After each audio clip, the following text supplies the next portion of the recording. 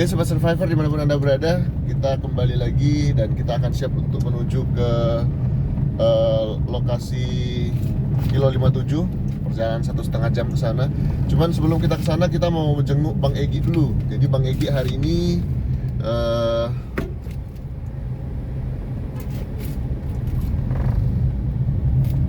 Bang Egy hari ini sedang dirawat di rumah sakit. Lebih tepatnya sedang di IGD karena mengalami eksiden, kecelakaan. Jadi bersama ponakannya menggunakan sepeda motor dan sepertinya ponakannya sedikit lebih parah gitu ya, karena dengar informasinya kakinya patah. Jadi hari ini kita ke tempatnya untuk menjenguk Egy dan ponakannya untuk melihat kondisinya dan sekaligus juga mengantarkan sarapan ke mereka. Dan kemungkinan besar Bang Egy tetap akan keluar hari ini, akan rawat jalan, sementara ponakannya kemungkinan akan dirawat dulu seperti itu ya, karena kalau kaki patah tidak mungkin langsung pulang seperti itu. Namun tentu kalau sampai di rumah sakit kemungkinan besar tidak akan kita liput terus karena ada paliatif rumah sakit yang tentu kita tidak bisa terus-menerus meliput pasien yang ada di sana dan juga berbagai kebijakan dari rumah sakit itu sendiri.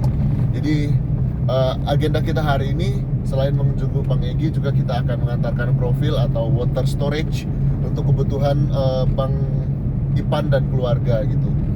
Dan juga kita karena beberapa video yang kita lihat beberapa hari terakhir, mereka menggunakan air yang kurang bersih gitu ya. Jadi water storage ini penting untuk kita mensuplai air bersih kepada mereka. Harapannya nanti juga itu terus mereka gunakan untuk menampung air hujan bila rumahnya sudah jadi nanti. Jadi water storage ini sekaligus juga kita beli selang gitu ya, karena kita tidak buat dudukan tangki air ini secara temporer, sekaligus kita juga buat permanen gitu. Jadi tidak perlu harus dipindah-pindah terus. Rencananya langsung dibuat di belakang rumahnya Bang Ipan. Kebetulan di atas gunung, jadi kalaupun mereka gunakan di pondok sementaranya masih bisa kalau menggunakan selang, karena posisi rumahnya itu di atas bukit seperti itu. Jadi saat ini kita berada di pusat kotanya, kalau di kota besar ini namanya downtownnya ya. Tepat di ini sudah belok ke sini kan nih, di alun-alun kotanya lah seperti itu, karena di depannya ini adalah kantor gubernur.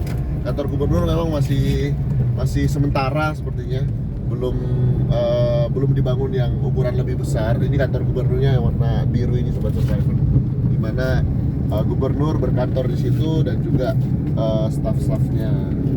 Jadi di sebelah sini ada inspektorat kabupaten, kemudian juga sebelah sana lagi itu adalah dinas PU ya kalau nggak salah ya. Ya. Terus kemudian ada Polres. Jadi Sobat Survivor, hari ini harapannya tiang sudah berdiri, karena besok hari Minggu tentu tukangnya akan beristirahat. Jadi hari ini tiangnya berdiri, jadi the show must go on. Kita harus terus lanjut pembangunannya, walaupun banyak tantangan-tantangan yang semacam ini kita harus hadapi. Dan itu adalah hal yang sangat biasa dalam sebuah proyek, bila mana kita ada tantangan seperti itu. Tapi sejauh ini dari material tidak ada masalah sama sekali. Material kita lengkap yang kita butuhkan, tinggal supporting material aja gitu ya, yang mungkin tidak terpikirkan kita beli gitu ya, seperti kebutuhan seperti talang air itu ya, itu juga perlu yang kita akan angkut ke sana. Talang air dan juga elbow-nya yang nanti akan dan juga selang gitu ya. Jadi itu yang akan kita beli untuk kebutuhan air Bang Ipan. Untuk air di sana ternyata juga ada yang jual air Sobat Survivor. Dijual per 1.200 liter sekali angkut. Jadi ketika mereka punya air bersih, tentu mereka juga kesehatannya terjamin. Karena beberapa hari terakhir kita sering mendengar kalau anak dari Bang Ipan yang paling kecil ini sering sakit perut gitu ya. Gitu ya, karena saya yakin ini soal higienitas sih, soal hygiene issue juga gitu. Jadi ketika kita bisa stok air bersih di sana dan kita juga beri pemahaman ke mereka ada soal kebersihan gitu ya, itu yang paling penting juga, kebersihan dan kerapian, maka tentu mereka bisa lebih nyaman gitu menjalani kehidupan gitu. Tapi sering saya sampaikan bahwa ini soal pembiasaan gitu ya. Ketika kita sudah membangun kebiasaan yang baik ke mereka, tentu mereka juga bisa lebih nyaman untuk berjalan. Kita nggak salah jalan nggak sih? Nggak ya, betul ya? Saya baru pertama kali di sini. Ini tembus di Gelatik nanti ya? Enggak kok, kemarin kita lewat sini. Nggak lewat sini, sebelahnya. Oh, aku sendiri nih. Ini mau kemana ini? Dia mau belok kanan. Ada jalan belok sini. Dia mau ke rumahnya. Parkir.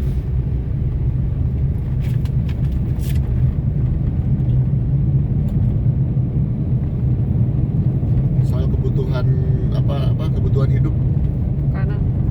Kebutuhan hidup di Kalimantan Utara ini di beberapa barang tertentu harganya kurang lebih aja sama, tapi memang secara keseluruhan kebutuhan hidup di Kalimantan Utara itu memang lebih tinggi dibandingkan daerah-daerah lain. Kenapa? Karena khususnya di ibu kota ini, Tanjung Selor, segala barang itu harus di stok, harus melalui pelabuhan Tarakan dulu. Jadi biasanya singgah di Tarakan dulu sebelum kemudian diangkut dengan kapal-kapal yang ukuran lebih kecil untuk masuk ke dalam Tanjung Selor gitu. Jadi karena sungai Tanjung Selor ini untuk ukuran kapal besar itu tidak sesuai gitu. Jadi kadang kapal besar singgah di kota Tarakan dulu, di dermaga Tarakan, kemudian diangkut lagi ke Tanjung Selor.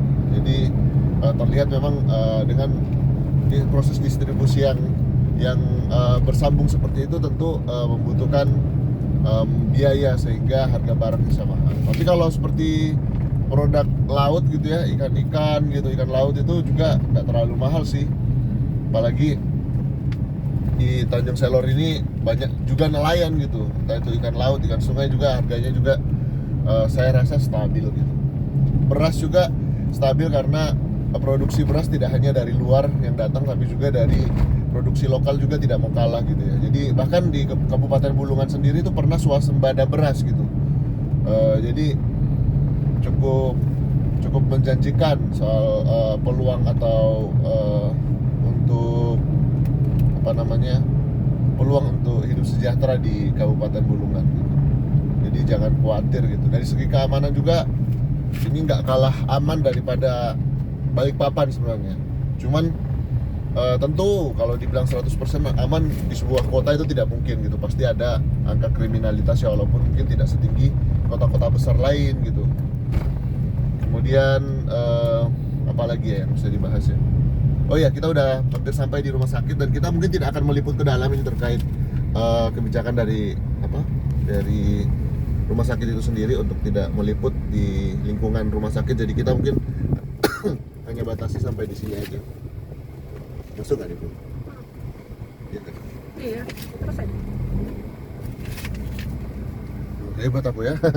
Saya ini apa ya? Ya soal belajar naik mobil itu soal kebiasaan sih. Itu video kita. Terima kasih sudah menyimak. Semoga semua yang kita lakukan hari ini bisa berjalan lancar. Hari ini kita juga mengajak Clay untuk jalan-jalan. Tetap semangat, tetap survive, Asian Survivor.